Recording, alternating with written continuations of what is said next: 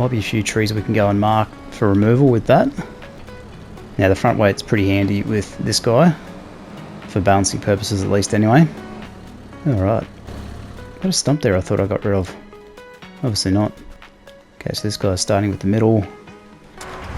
Nope, not that guy. So what I'm thinking is this guy's going to start in the middle as well. Let's just see. Hey guys, welcome back to AF Farms and welcome back to Riverbend Springs on Farming Simulator 25. So just carrying from last episode, we've got our worker doing some field prep for us in field number 2.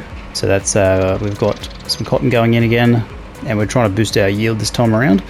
So we've gone through the full preparation cycle, ploughing, lime, seeding with the first stage of fertilizer, and now rolling. And then we've got to throw in a second lot of fertilizer in our next growth state. We've got our mower underway, so we've got a fair bit of work to do there. Now, a couple of things I was considering from last episode, well actually, while we're here, let's go and check in on a stockpile of, and actually what I'm going to do is I'm going to save the game. So I don't think I have autosave turned on currently, because I had that turned off because I was doing some experimenting earlier. So we've got the bale and pallet storage building, and we've got a ton of wood products in here at the moment. So what have we got? 49 planks, 8 prefab walls, 27 planks long, and 13 wood beams. So we're due to purchase the rope maker. Now one thing I was looking at doing was grabbing another field, potentially. So I had my eye on field 10. So I wanted to check how much that was actually worth. 100 grand. Because I think we could potentially put some cotton in there as well. I mean, it is a bit on the smaller side for what I'd like to spend. I'd probably like to buy field 8 if I could. Oh, it's only 80 grand more.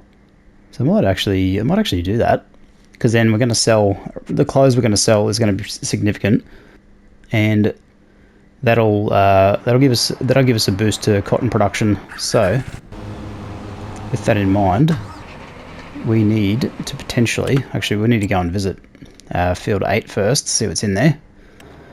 So it needs lime, needs ploughing, and we should be in the planting window for cotton still, yes. So let's get some lime down. It also needs ploughing, so I think we should be able to plough first, lime first, then plough. So and we're going to use a subsoiler for this purpose, so we really need a third tractor, don't we? Okay, this guy is doing a cut of grass. I mean, we could go and lease a third tractor. I mean, if we are going to buy one, I'd be probably looking at one of these guys, another large one. What do we need it for? Lime spreading. We could potentially get away with the small. What's the smallest one we've got? It's 103,000, 50 kph. What about in the mediums? 6R series. So something like this could be useful. I want something that goes 60 kph though. What have we got? So the Deutz-Fire will do 60. So will that one. Any of these guys? No, they will do 40. What about the Fendt Vario will do? Yeah, it's too expensive though.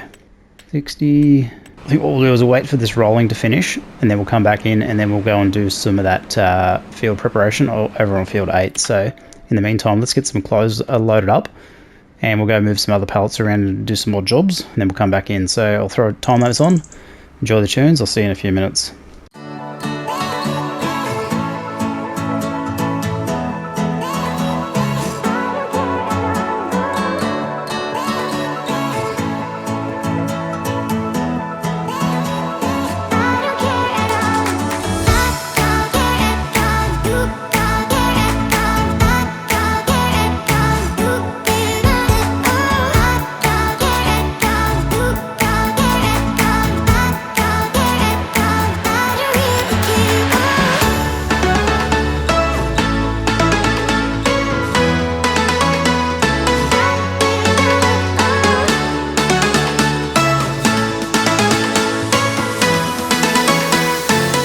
Alright, looks like our mower's finished, so let's go get this guy connected to our lime spreader, and we're going to go send him off onto field number 8, get that lime down, and then we'll start with the subsoiling straight after that. So let's go and get disconnected of our mowers.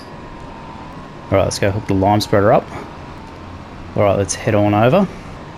Okay, nice and close, which is handy. So let's go and check. Okay, so it needs lime, it needs ploughing. Let's see what sort of route the worker's going to work. So 2 headlands auto, start with the up and downs, and then headlands to finish. Okay. So we'll let the worker do their thing. Now I think our rolling's done. It's looking pretty tidy. Okay, so let's go and switch out to the subsoiler.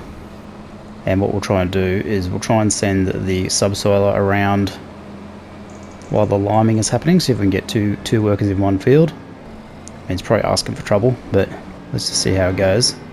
Okay, I'll pop that there. Got a few more trees to clear out as well. And we've got the tree harvester we can utilise, so I haven't actually tried that yet, so might be a few trees we can go and mark for removal with that. Now the front weight's pretty handy with this guy, for balancing purposes at least anyway. Alright, got a stump there I thought I got rid of. Obviously not. Okay, so this guy's starting with the middle. Nope, not that guy. So what I'm thinking is this guy's going to start in the middle as well. Let's just see. So he's going to start with the up and downs first, and then the headlands last. I mean, we could do the headlands first. Let's try that. Actually, what I want to check first is let's lower this down. So let's lower the unfold the cultivator. So I just want to see if it matters if we plough first, then lime. So let's just see what sort of field information we've got. Okay, so the liming and the ploughing is removed. And this section over here where lime, okay, so it's looking like that's potentially going to be okay. So let's go back over this way. Actually, I'm just going to send it and see what happens. So this guy's going to do the headlands first, it looks like, because it shouldn't matter because we're going to do some direct drill seeding after this. So I wouldn't imagine it would be a problem. And this guy has just limed over where we've. Okay, so that's gotten rid of both of those requirements. Fantastic. All right, let's get some more of these pallets moved. So let's continue the time lapse. See you in a few minutes. Enjoy the tunes. Of course, we've run into problems here. So let's let this guy through. Now, hopefully they'll figure it out. So we've got, so I think if they're operating at similar speeds, they should be well clear of each other. They do have a tendency to catch up to each other, which is a tad problematic. Anyway, all right, let's continue with moving these pallets around, and we'll come back in. Enjoy the tunes.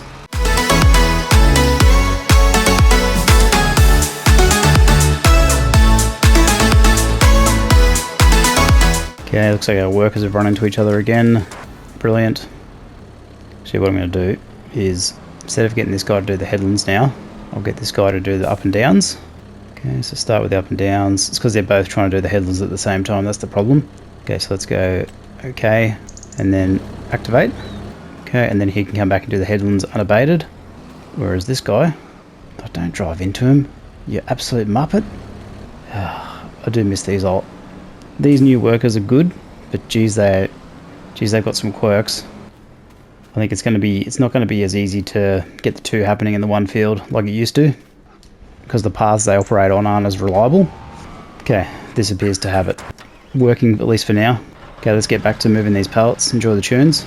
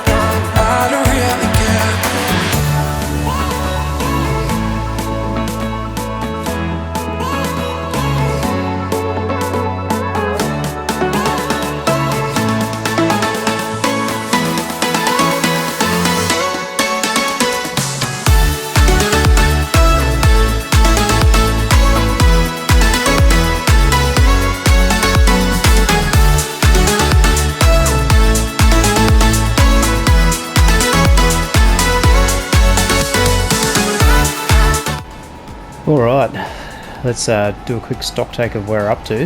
I think we need to get some grass into these sheep barns. So we'll go and park the lime spreader up. We've also started cutting down some wood for the sawmill using the tree harvester. I also need to do some windrowing and some tedding, and field rolling as well. So let's... No, we don't. We need to seed first. Okay, let's just do a quick check of... Okay, this guy is hung up on the barn, which is not going to work. Yeah, I'm going to have to adjust that field, I think.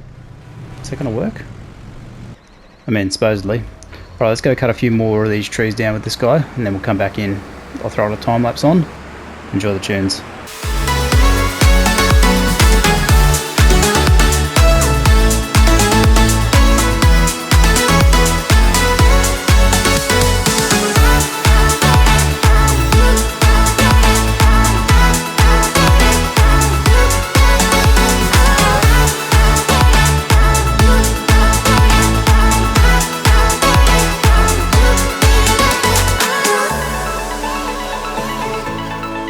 Seem to have a bit of a problem with the tree harvester. I don't know what's going on here, but...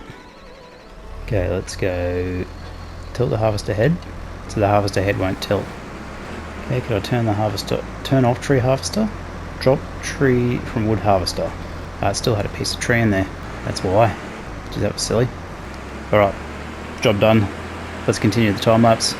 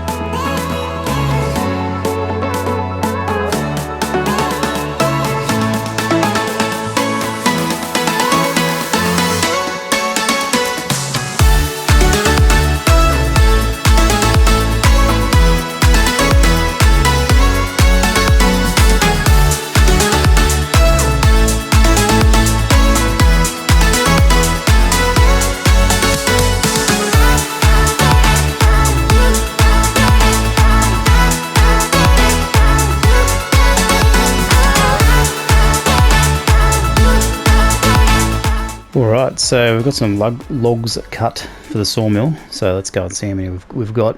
Currently we should be pretty empty, so what do we got? That took about 4,000 litres, so not a huge amount, so we're definitely going to have to stockpile some trees. Some of these bigger trees are obviously a lot better, they've got a lot more literage. The skinnier, smaller trees not so much, but good to get the tree harvester out and working. Still got a pile here to move, so we'll use the telehandler for that when the time comes. But yeah, not looking too bad, so let's just check in on our current jobs. So what is going on with this guy? Is he stuck? Okay, that's a bit bizarre, but okay, take two, because I've got a feeling he's been stuck there for quite a while. Okay, well that's been handy. Here I am thinking this field's getting ploughed, but not to be. Okay, looks like our windrowing's done. At least that's something. So that cow barn's becoming a bit of an issue with the positioning of, or getting the windrower to actually work. So we may have to adjust the field width potentially. We'll see how we get. We'll see how we go. I'll park this up out of the road. And then we've got to get some, so the next thing we've got to do is get our cotton planted in field 8, so this is going to take a while. So what we'll do is leave that episode here. Thanks very much for watching, guys, really appreciate it. Don't forget to like, subscribe and all that good stuff. And I'm going to clean this winch, and I'll see you guys in the next episode. Bye for now.